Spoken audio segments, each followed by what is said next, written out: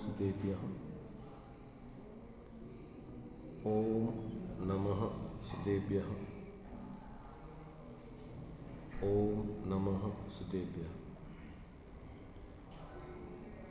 मंगलम भगवान वीरो मंगलम गौतमो मुनि मंगलम कुंद कुंदाद्यो जैन धर्मोस्तु मंगलम सर्वमंगल मांगल्यम सर्वकल्याणकारकम प्रधानम सर्वधर्माणां जैनं जयतु शासनम् जैनं जयतु शासनम्।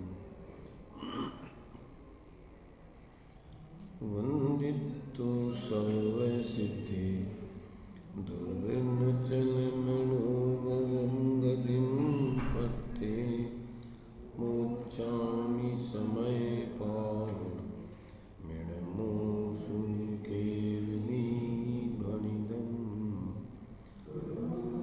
नमः समय साराय स्वानुभूत्याचकाशिते चित्स्वभावाय भावाय सर्वभावान्तरज्जिते।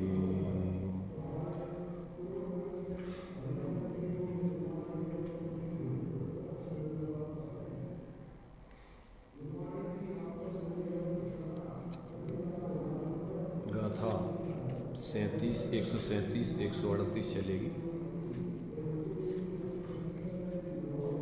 इन दो गाथाओं में आचार्य देव अब 5 गाथाओं में कर्मों के साथ जीव का किस प्रकार से निमित्त नैमित्तिक संबंध पूर्वक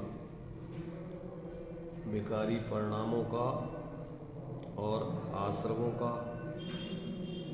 और कर्म के उदय का और अज्ञानी जीव के विकारी परिणामों का। अभी तक निमित्त नैमित्तिक संबंध को यहाँ सिद्ध किया। अब ऐसा होने पर भी उद्गल द्रव्य का परिणाम जीव से भिन्न होता है। इन दो गाथाओं में इस बात को सिद्ध कर दिया जा रहा है और आगे की 2 गाथाओं में जीव का परिणाम उद्गल द्रव्य से भिन्न होता है। ऐसी वस्तु की स्वतंत्रता को यहाँ पर सिद्ध करेंगे। तो अभी इन 2 गाथाओं में 137, 138 गाथा में कि ऐसा परस्पर निमित्त नैमित्तिक संबंध होने पर भी दोनों में कर्ता कर्मपने का संबंध नहीं है। दोनों एक दूसरे के निमित्त होने पर भी एक दूसरे का परिणमन स्वतंत्र है, अलग अलग है, एक दूसरे मय नहीं है। इस बात को इन 2 गाथाओं में अभी उद्गल द्रव्य का परिणाम जीव द्रव्य के अज्ञानमय परिणामों से पृथक होता है, इस बात को यहाँ पर सिद्ध कर रहे हैं। तो अभी पहले गाथाएं पढ़ते हैं, फिर उसके अर्थ टीका आदि पर अपन पढ़ करके विचार करेंगे। यदि जीवेण सह जिये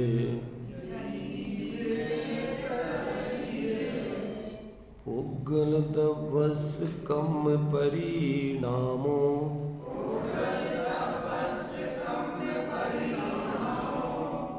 एवं पुग्गल जीवा हु दो विकम्मत्मा वन्ना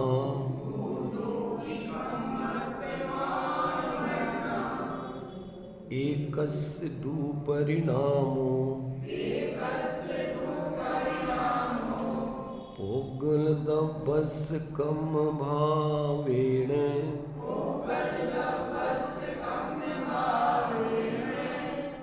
ताजीव भाव हेतुहि बिना कम्मस्य परिणामो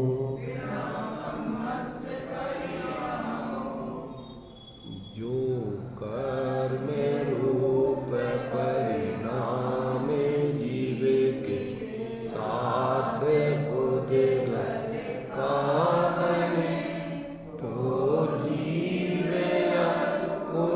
पुद्गल उभय ही कर्म पावे पर कर्म भाव परिणमन एक पुद्गल द्रव्य के जीव भाव हेतु से अलग तब कर्म के परिणाम हैं।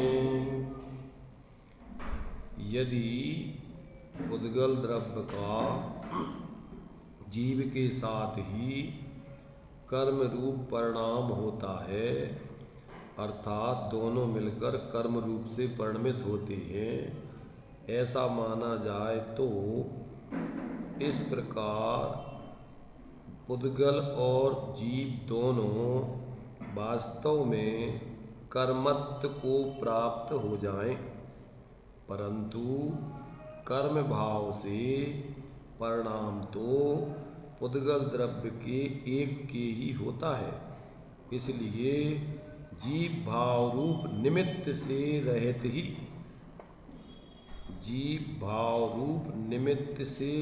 ही अर्थात भिन्न ही कर्म का परिणाम है। क्या कहा?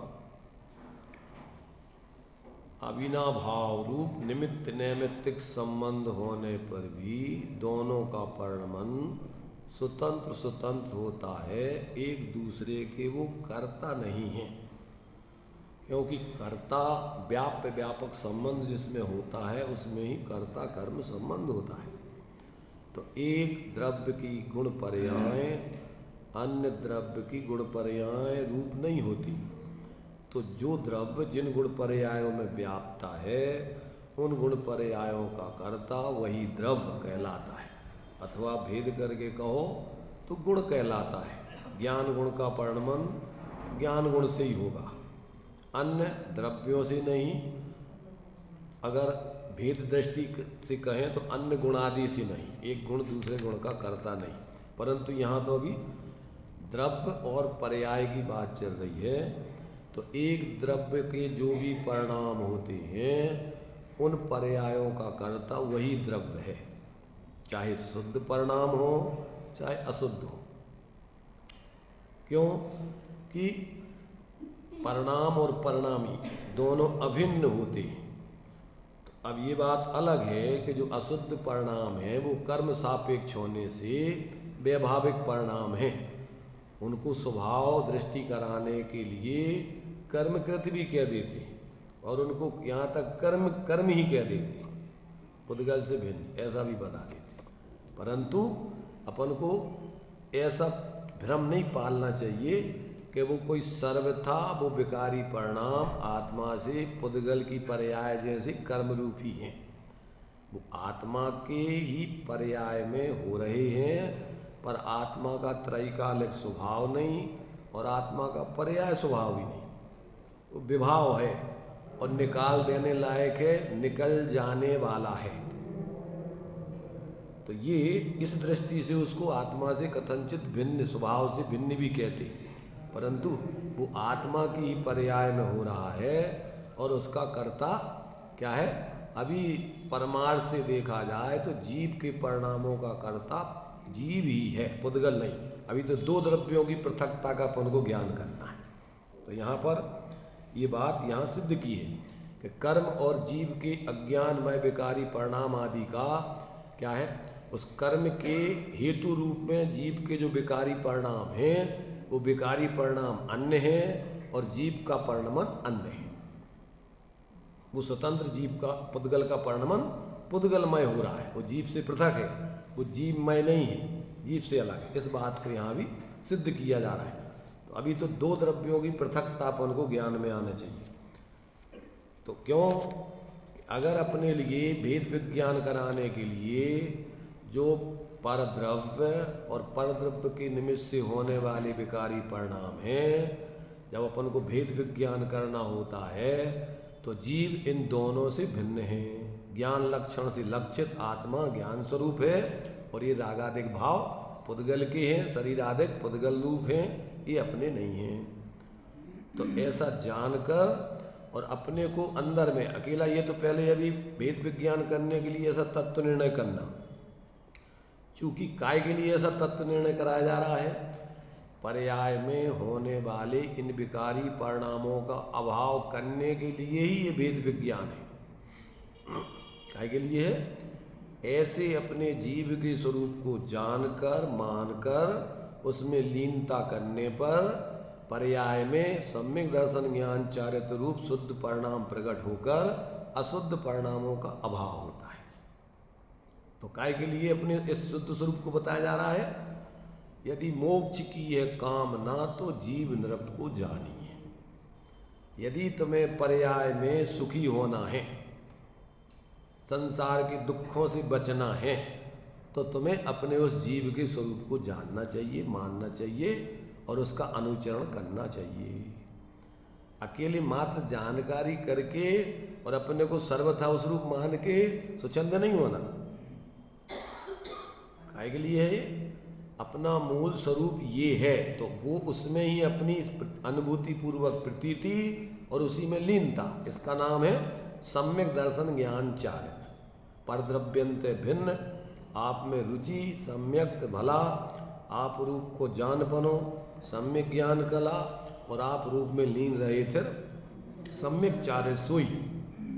यही मोक्ष का मार्ग है, शांति का मार्ग है। आज तक जीव ने ऐसे अपने स्वरूप को भूलकर शरीर आदि में मूर्छित होकर परिणति में क्या किया? अनादिकाल से मिथ्यात अज्ञान आदि कसायों का सेवन करता रहा। इसलिए यहाँ अज्ञान भाव में अपन ने 5 भावों को लिया था। कौन कौन से? मिथ्यात, अवृत्ति, कसाय, योग। साथ में पहले अज्ञान माने वस्तु तत्व के संबंध में विपरीत जानपना, मिथ्या ज्ञान। तो भ्रम पूर्वक मिथ्या दर्शन, मिथ्या चारित्र और योगों की प्रवृत्ति खड़ी होती।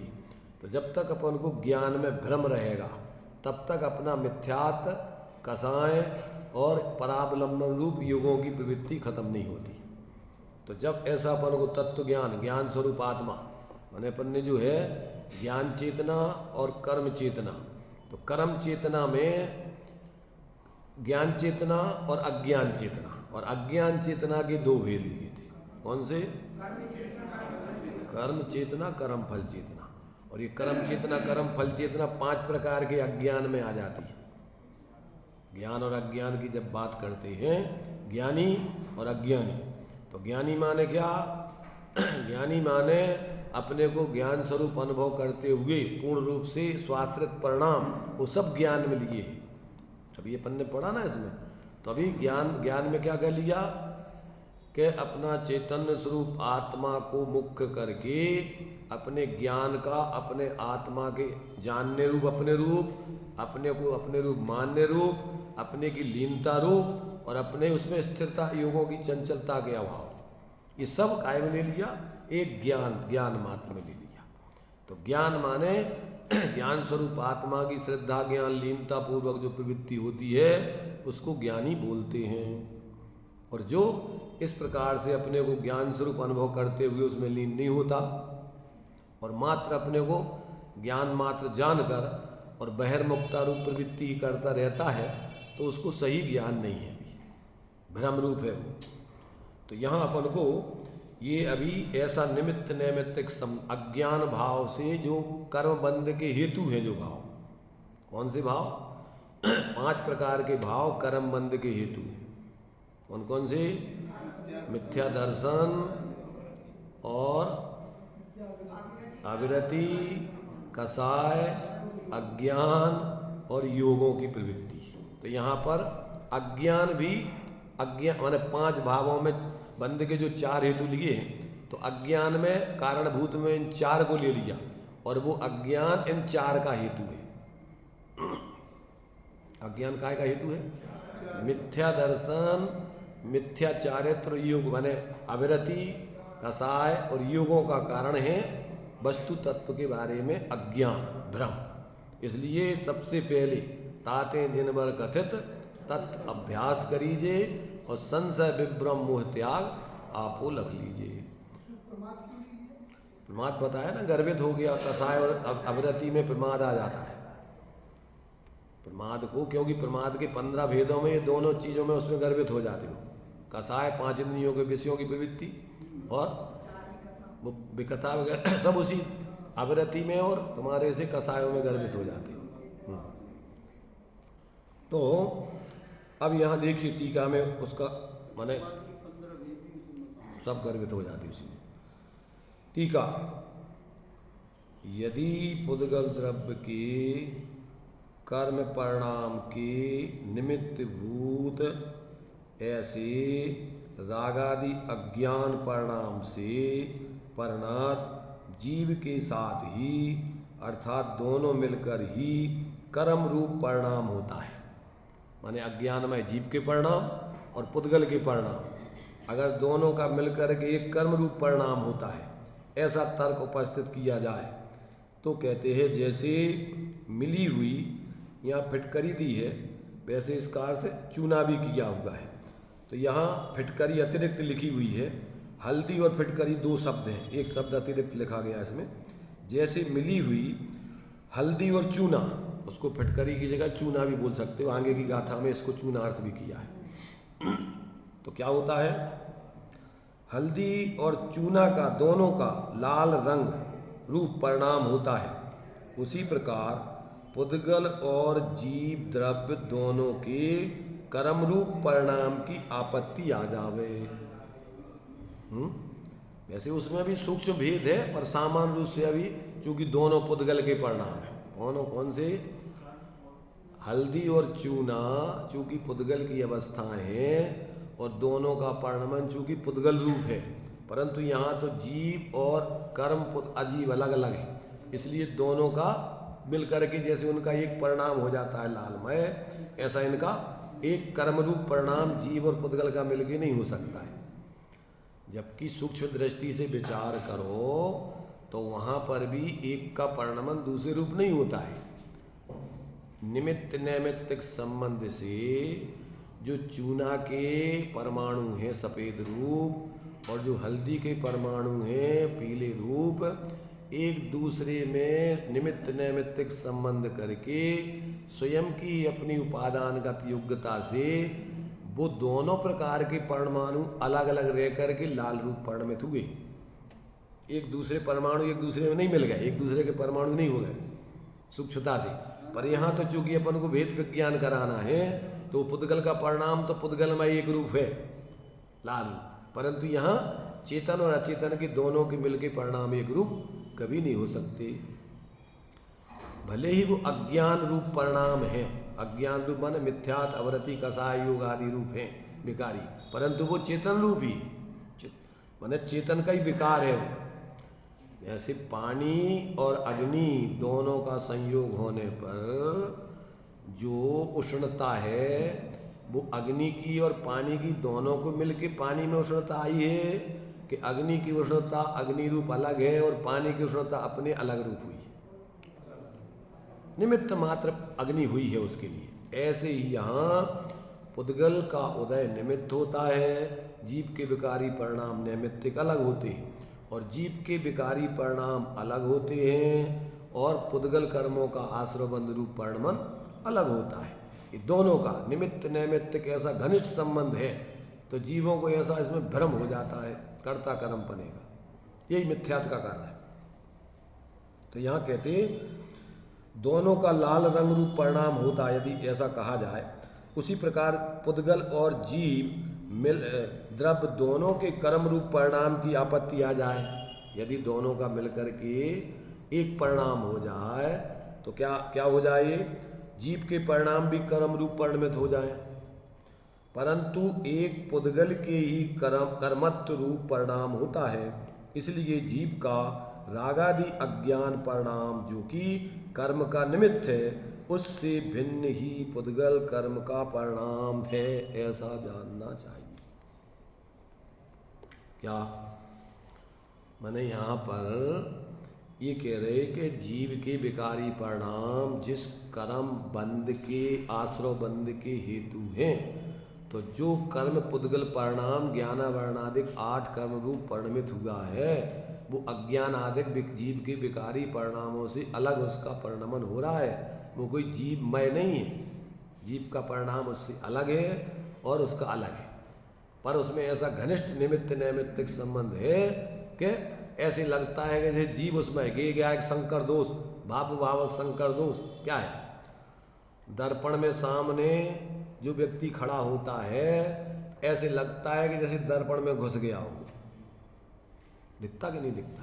ऐसे ही अपने ज्ञान में, ज्ञान का स्वभाव सुपर प्रकाशक है, तो राग आदि को, शरीर आदि को ज्ञान जानता है, उस रूप परिणमित नहीं होता है, पर ज्ञान में कैसे लगता है? जैसे अपन स्वयं क्रोधादिक रूप हो गए, अपन स्वयं शरीर आदिक रूप हो गए। अभी अपन क्या अपने को अनुभव करते हैं निरंतर? इस असमान जाति पर्याय रूप अपन को, और कर्म के उदय से होने वाले पुण्य पाप के उदय से मैं सुखी दुखी, पाप का उदय आता है और अपन को थोड़ी अनुकूलता लगती है, पाप का उदय प्रतिकूलता लगती है और मर गए मर गए मर गए, और अनुकूलता आती है और उसमें अपन बढ़िया सुहावना अनुभव करते हैं, बहुत आनंद। क्या है ये? मिथ्यात्व का परिणाम है। पुद्गल के फल में एकत्व बुद्धि करके अपने को सुखी दुखी मान रहे अपन।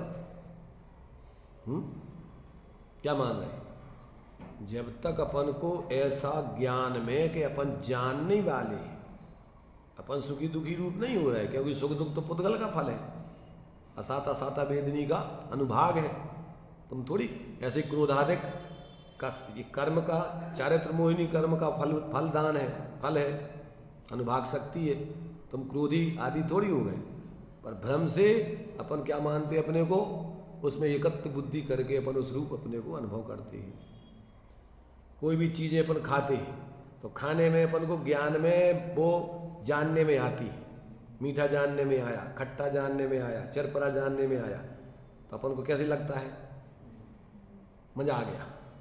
मजा आ गया माने तुमने खा लिया उसको, सेवन कर रहे तुम उसको। राग का सेवन कर रहे हैं, मिथ्यात्व का सेवन कर रहे हैं, अज्ञान का सेवन कर रहे हैं। काय का सेवन कर रहे हैं उसमें? ऐसा माना अगर तुमने जाना कि मैंने मीठा खाया, काय का सेवन हो गया?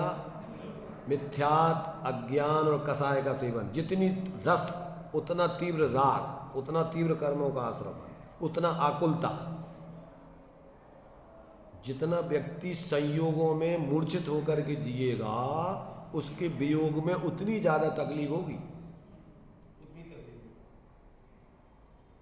क्यों? कि जब तुम संयोग आश्रित अपना जीवन समझ रहे हो तो उसके वियोग में पूरे के पूरे मर गए।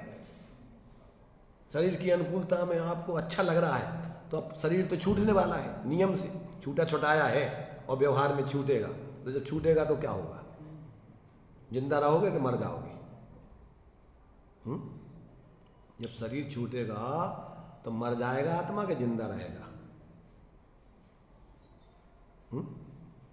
क्यों भाई वीरेन जी? जब शरीर छूटता है तो आत्मा मर जाती है कि जिंदा रहती है?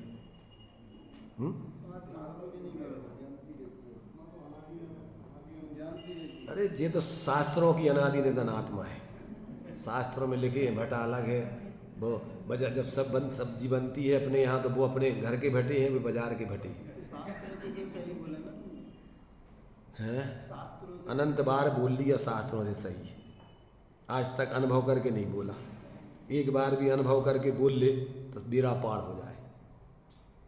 शास्त्रों से तो खूब बोल लिया, आज तक तोताओं ने ऐसा 11 अंगनों पूर्व तक का भी भर के बोल दिया। उससे क्या हुआ? भ्रम हो गया उससे। शास्त्र ज्ञान को आत्मज्ञान मानना ये सबसे बड़ा भ्रम है। गे गया एक संकर दोष है, मिथ्यात्व है। अभी अपन को क्या है कि ये जितना भी औपचारिक सारा कार्यक्रम चल रहा है, इसमें अपन को संतुष्टि हो जाती है। पारमार्थिक जीवन जब तक स्वाश्रयपना नहीं आए, स्वरूप अनुभव नहीं हो, निर्विकल्प आत्मानुभव पूर्वक अतीन्द्रिय आनंद प्रकट नहीं हो, तब तक तुम्हारे अंदर धर्म का स्वाद आए ही नहीं। कहने जातम ज्ञान बिना सुख लेस न पायो। और इसमें इसी में तो ये भ्रम है व्यवहाराभास का। और क्या होता है, ज़्यादातर तो सामान्य व्यक्ति तो फिर भी डरता रहता है, भैया हम कछु नहीं कर रहे। उसको तो लगता है कि अपन को भी धर्म करना है। और इन लोगों को जो व्यवहार में धर्म मान बैठे सब, और जो शास्त्र ज्ञान को ज्ञान मान बैठे, अब उनके लिए आत्मज्ञान करने की जरूरत है? इसलिए बहुत बड़ा भ्रम है ये कि शास्त्र ज्ञान से तो मानने चाहिए। शास्त्र ज्ञान जानते ही नहीं है, इसी में लिखा है। शास्त्र जानते हैं क्या? ये अपना भ्रम है कि ये अपना ज्ञान है। शास्त्रों से जान करके और अपन को अपना ज्ञान मान लेना, अपने अंदर ऐसा परोक्ष रूप में कि वास्तव में इसमें जो बताया जा रहा है ये बात ही सही है। और जब तक अपन उसका अभेद रूप से अनुभूति करके निर्विकल्प अतीन्द्रिय आनंद प्रकट नहीं करेंगे, तब तक अभी अपना नहीं है। अभी तो ज्ञानियों का है, उनका है, जिसने अनुभव किया उनने लिखा है। अपने लिए तो जब तुम्हारा तो जब होगा जब तुम अनुभव कर लोगे। इसलिए ये परोक्ष ज्ञान में पहले ऐसा स्वरूप जो बताया जा रहा है ऐसा ही होगा। है तो जब अनुभव कर लोगे जब है तुम्हारा वो है। व्यवहार से अपन को उस पर भी पूरा विश्वास आना चाहिए जब प्रयोग करोगे कि जो लिखा है ये सत्य होना चाहिए, क्योंकि आचार्य सर्वज्ञ भगवान झूठ नहीं बोल सकते।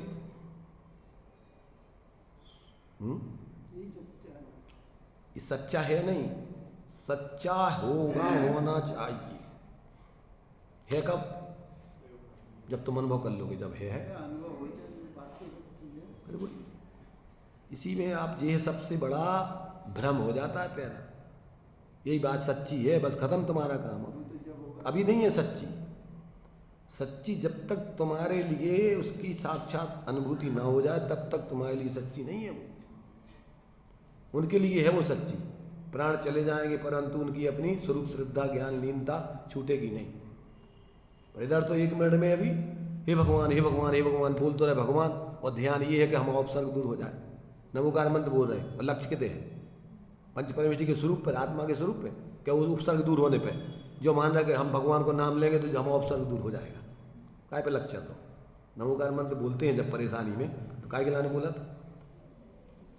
उस विकल्प को तोड़ के निर्विकल्प होने के लिए, या भगवान का स्वरूप कि भैया आत्मा का स्वरूप ज्ञाता दृष्टा है, जो उपसर्ग तो बाहर है अपना नहीं है, ऐसा उपयोग जाता है। उस तरफ से लक्ष्य हटता है कि अपना ध्यान उतरे थे, इतने बोल तो रहे, जो तो आदत पड़ गई, कछु परेशानी हो तो नमो रियंत्रण नमो सिद्धाणम, और ध्यान कहाँ है?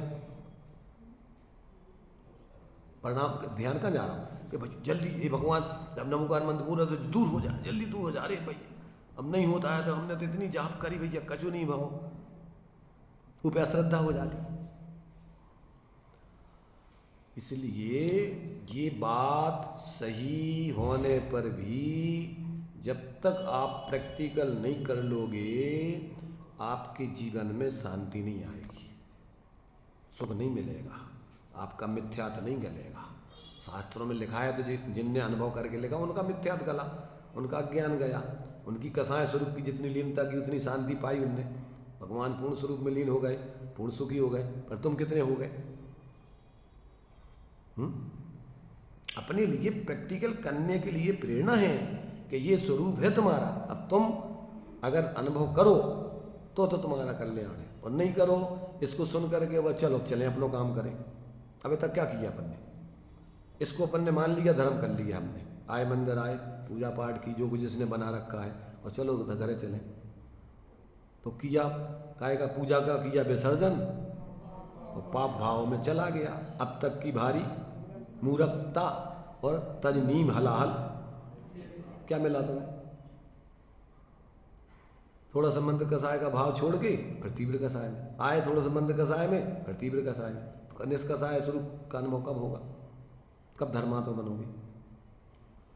इसलिए संतुष्ट होने लायक किंचित मात्र भी नहीं। कब तक? जब तक पूर्ण वीतराग दशा नहीं हो जाए, पूर्णता के लक्ष्य से की गई शुरुआत ही शुरुआत है। ऐसा नहीं कि थोड़ा सा होगा बस, अब तो बस संतुष्ट हो गया, बस होगा काम, होगा सम्यक दर्शन, अब संतुष्ट होगा, अब क्या करने आए। अरे सम्यक दर्शन धार से वो सम्यक ज्ञान, और सम्यक ज्ञानी हो बहुरी दृढ़ चारत लीजिए जल्दी से जल्दी।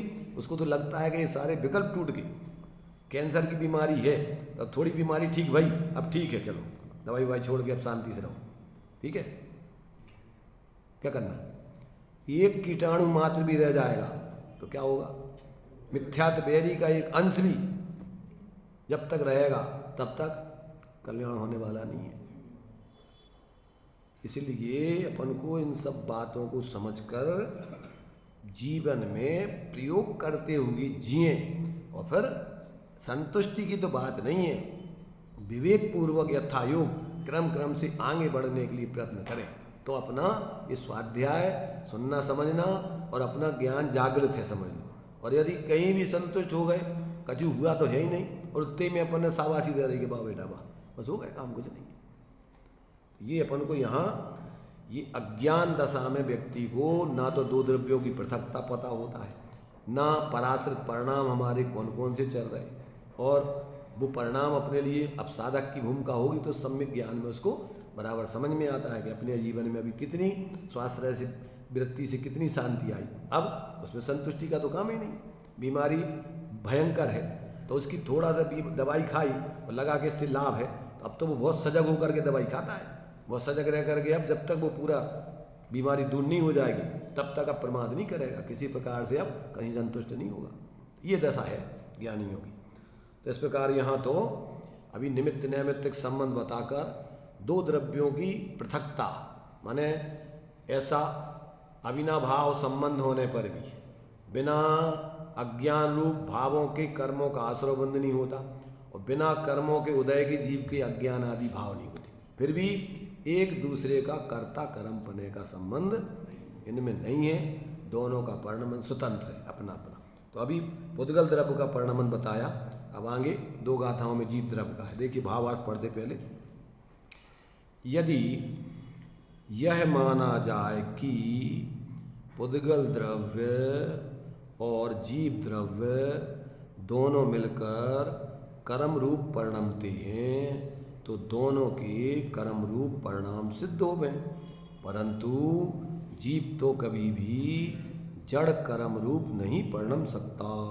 इसलिए जीव का अज्ञान परिणाम जो कि कर्म का निमित्त है, दोनों तरफ से निमित्त है, वो इधर उदयभूत निमित्त है और इधर बंध का कारण भी है। विकारी परिणाम दो तरफा कर्म से फंसा हुआ है, इधर पूर्वगत कर्म के उदय में हो रहा है, उदय से नहीं हो रहा है, ये ध्यान रखना, उदय में जुड़ कर के हो रहा है, और इधर नवीन कर्मों के बंध का कारण बनना है। तो इधर पूर्वगत कर्मों का कार्य है विकारी परिणाम, और अब नवीन कर्मों का निमित्त कारण है।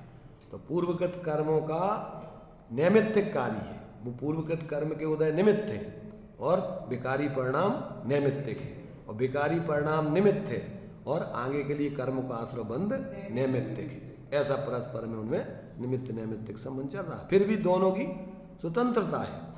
पुद्गल की तो एक दृष्टि से पराधीनता है, जीव के जैसे परिणाम होंगे विकारी पुद्गल का आश्रय बंध होगा ही होगा, पर जीव के लिए स्वतंत्रता है कि कर्म का उदय हो और जीव उसमें ना जुड़े तो कर्म उसको जबरदस्ती परिणाम नहीं बिगाड़ सकता। ये बात अपन ने पहले पढ़ ली है, पढ़ी थी कि नहीं पढ़ी थी? इसके पहले ये 5 अज्ञान के भाव पढ़े थे, अंत में सारांश रूप में अपन को भावार्थ पढ़ा था कि उदयागत द्रव्य प्रत्ययों के रहने पर भी यदि जीव स्वस्वभाव को छोड़कर रागादि भाव प्रत्यय रूप परिणमित होता है तब तो बंद होता है। इसके पीछे वाला पेज पढ़ रहे हैं हम, 269 वाला, मोटे अक्षरों में। ये जीव के लिए स्वतंत्रता है, पुद्गल के लिए ऐसी स्थिति नहीं है। पुद्गल का तो जीव विकारी परिणाम करेगा और पुद्गल का कर्म रूप परिणमन होगा ही होगा, उसमें कोई व्यवस्था नहीं है कि वो जानता नहीं है, वो हट नहीं सकता, उसका तो सहज निमित्त नैमित्तिक संबंध।